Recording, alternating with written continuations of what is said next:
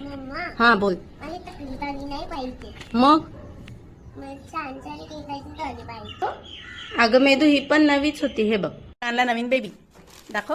Baby आवडली तुझी टोपी. नको मच्छी गरमत आहे का? गमत दिला असू होय. नको त्याच्या- नाही. अगं तिला वेलकम म्हण ना. चक्कर मारायला झाली काय लगेच तिला?